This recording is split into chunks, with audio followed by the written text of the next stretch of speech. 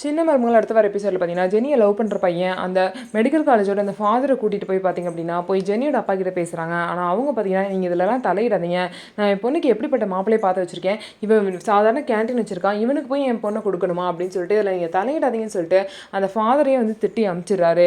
இதுக்கப்புறம் பார்த்தீங்கன்னா நடந்த விஷயத்தெல்லாம் ஜெனி வந்து லவ் பண்ணுற பையன் வந்து பார்த்தீங்க அப்படின்னா தமிழ்ச்செல்வி கிட்ட சொல்கிறாங்க. தமிழ்ச்செல்வியை அவங்க மாமா கிட்ட நீங்கள் எப்படியாவது பேச முடியுமா மாமான்னு கேட்கும்போது அவரே வந்து எதிர்கட்சி தலைவர் ஆகிட்டாரு, அவர்கிட்ட போய் நம்ம என்னமா பேசுறது, அதான் யோசிக்கிறேன்னு சொல்லும்போது, இல்லை மாமா அவங்க மரியாதைக்கு அவங்க ஏதாவது யோசிக்கலாம், அதனால் அவங்க மேலே உள்ள மரியாதைக்கு கண்டிப்பாக அவங்க ஏதாவது யோசிச்சு நல்லதாக செய்யலாம், அதனால் நீங்கள் ஜெனிக்காக பேசுங்க, ஜெனி ரொம்ப நல்ல பொண்ணு அப்படின்னு சொல்லிட்டு தமிழ்ச்செல்வி ரொம்ப கெஞ்சி கேட்கவும் அவரும் போய் பார்த்தீங்கன்னா ஜெனியோட அப்பா கிட்ட பேசுகிறாரு.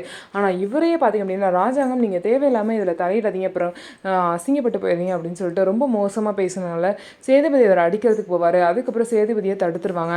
ஸோ இதுக்கப்புறம் பார்த்தீங்க அப்படின்னா ஜெனி வந்து யாரை கல்யாணம் பண்ணிக்க போகிறாங்க, அவங்க 2 பேருக்கும் கல்யாணம் நடக்குமா நடக்காதா அப்படின்னு சொல்லிட்டு பார்க்கலாம். இவ்வளோ தூரம் நடந்ததுக்கப்புறம் ராஜாங்கம் இதில் போய் யாரும் தலையிடாதீங்கன்னு சொல்லிடுவாங்க. அதனால எல்லாரும் அமைதியாக இருப்பாங்க.